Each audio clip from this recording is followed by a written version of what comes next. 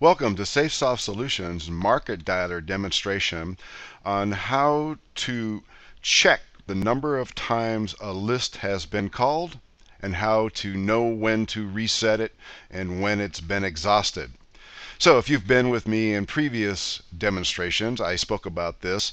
So what we're going to do here is try and keep the focus very narrow, just on how to detect how many times the list has been run, how to go ahead and reset it, and how to see when it's been exhausted. So we're talking about lists. You've logged in as the administrator. You need to click on the list tab. Now here we have just two lists in this example so far, and we know that the list is giving you an indication whether it's active or not active. So in this case, we're going to focus on this active list here that I'm highlighted here in the status column. And it tells you here in the next column over the last day and time that the list was, a call was placed from the list. So let's go ahead and get inside this particular list, and we'll click on the word modify. And if you've been here before, you know that this is the details of your list that you created when you did load new leads. You gave it this name, you associated with a campaign, you said whether it was active or not. Now, this is something we've discussed in previous videos, but this is the focus of this short video. This is called the reset lead called statuses for this list, and this is how you will reset your list. And how do you know when to do that? Well, right below the submit button, we give you the statuses within this list. We go ahead and break down all the disposition statuses in this first column that I have highlighted here, and then we give you the acronym that is shown here, and then it gives you the status name that was created in the custom statuses and the default statuses. And then you have the called and the not called column. Now, when you see numbers lined up here under the not called column, it's not necessarily meaning they haven't been called. They haven't been called for a reason. And as you see here in the called column, we have all zeros except for this one little guy here in the hung up. And that means is because we've called that person. And you can see that we have the hung up. So in this other situation, these not called, in this situation, we have a total of 20 numbers in the entire list. So you can see the not called column has information in it, and the called column has information in it.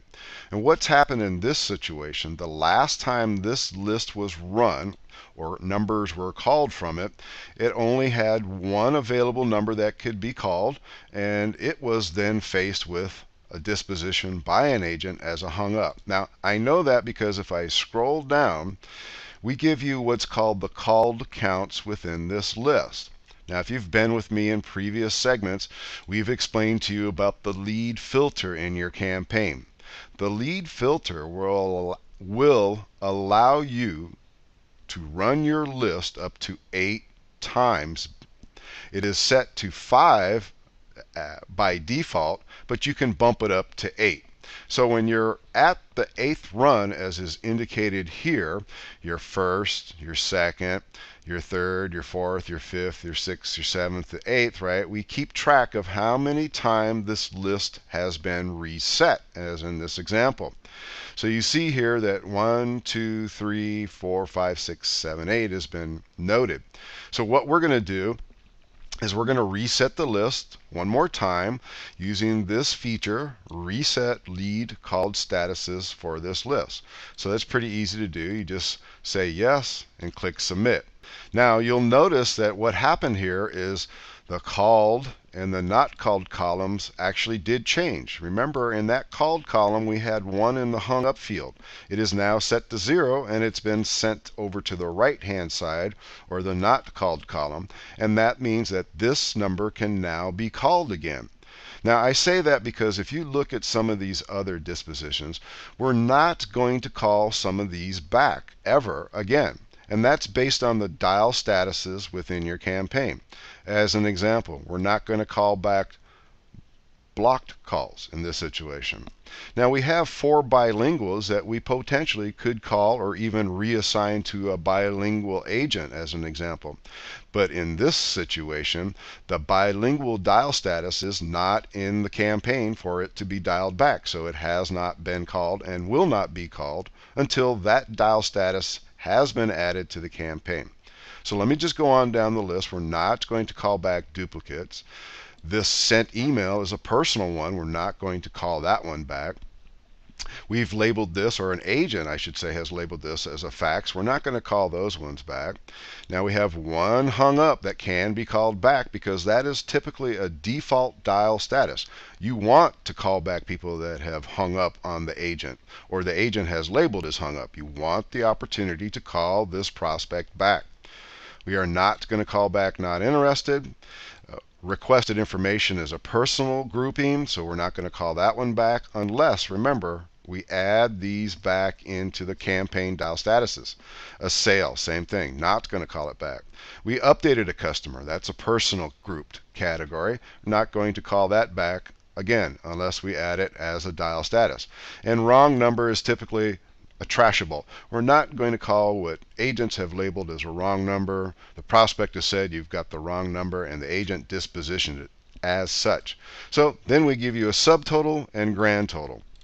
And we can even give you the breakdown of the time zones, which I've discussed in other videos. But since we're here, we give you the GMT time that the area code lives in, and the local offset time is shown here. And here you see it's set for the local time where these area codes are. So here you see that called counts within this is broken down not only by the columns of how many times it's been called, but by their statuses here, same as was shown up above. But in this section here, we give you a breakdown on each run. So the first run, this is what happened to each of these dispositions. This is what happened on the second, third, fourth, and so on and so on.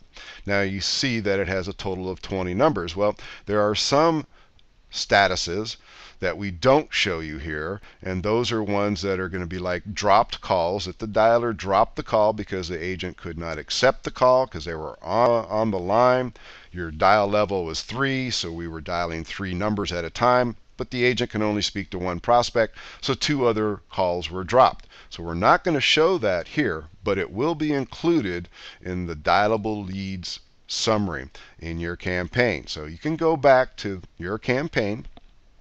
And remember, I mentioned about dial statuses. So in this example, what we can do, as I mentioned, is we had some bilinguals. Now we have a bilingual agent standing by. We can put him on the headset.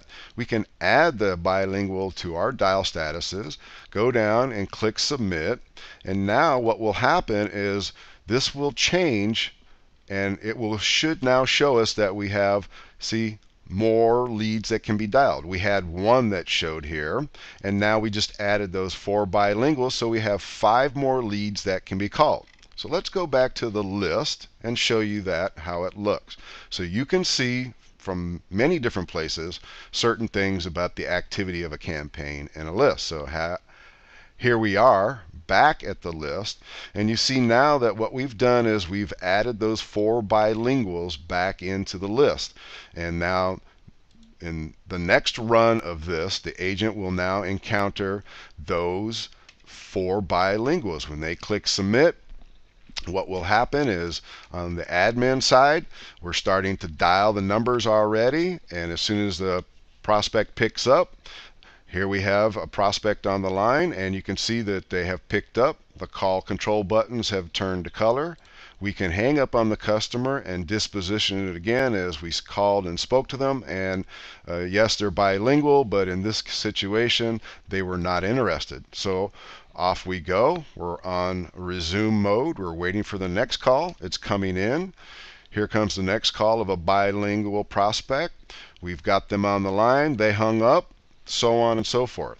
So that is basically how it looks when you reset a list, and when you need to know when to reset a list so that agents continue to get calls while they're still on in the dialer.